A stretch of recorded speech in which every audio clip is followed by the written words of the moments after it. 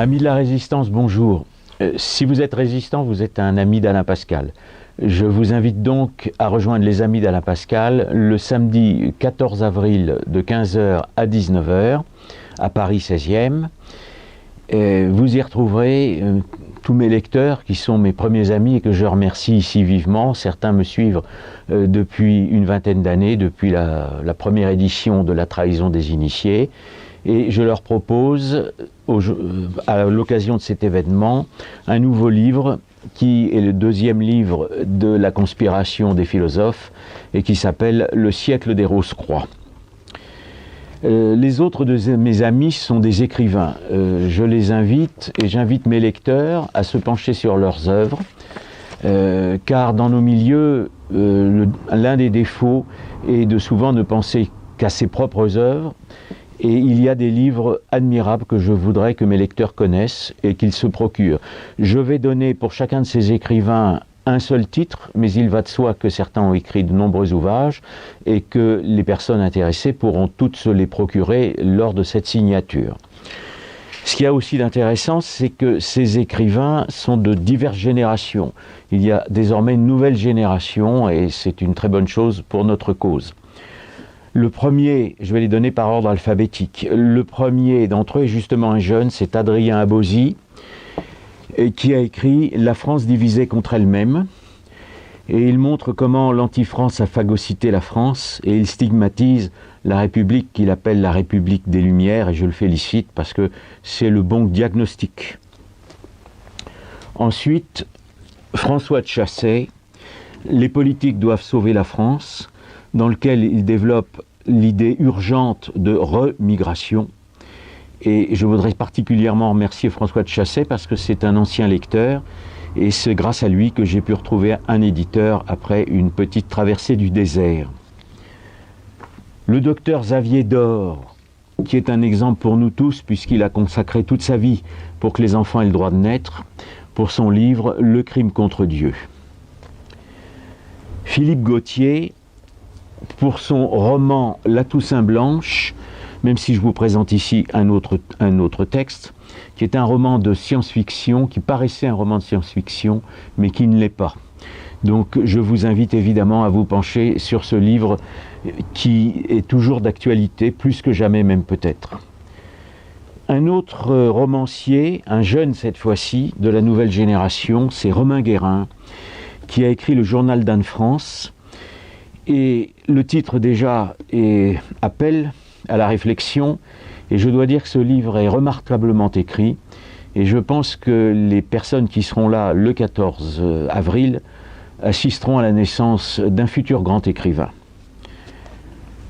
L'indispensable Pierre Hillard pour son Atlas du mondialisme, sans lequel on ne peut pas vraiment comprendre ce qui se passe dans le monde d'aujourd'hui.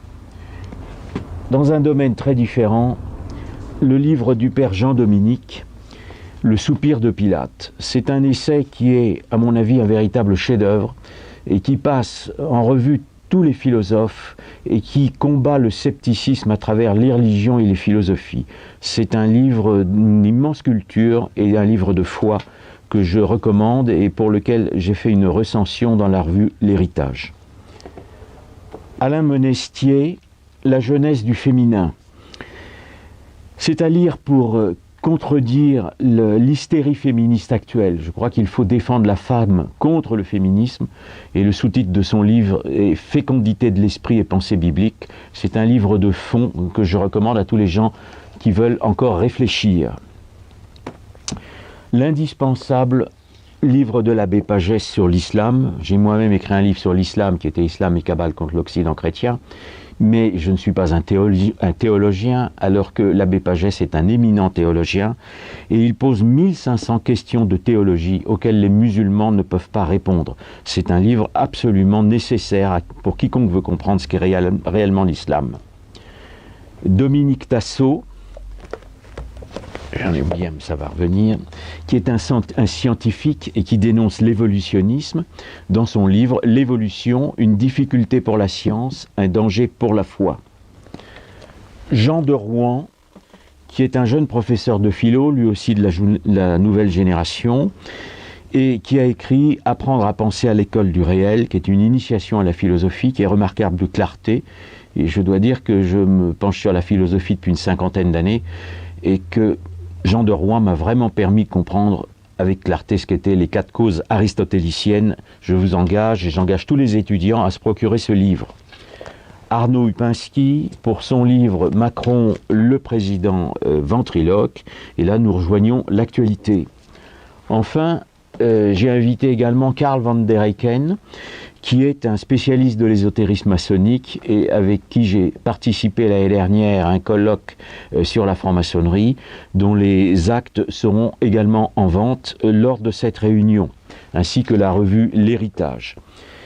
Lors de cette réunion du 14 avril, je proposerai à tous ceux qui le souhaitent de fonder un cercle qui va s'appeler le cercle catholique antimoderne. Catholique parce qu'il nous faut défendre notre foi, y compris en montrant l'intelligence de notre foi, et antimoderne au sens d'antimoderniste, mais en allant plus loin, parce que la philosophie moderne est à l'origine de ce que j'appelle aujourd'hui l'échec moderne, c'est-à-dire l'épouvantable monde contemporain dans lequel nous vivons.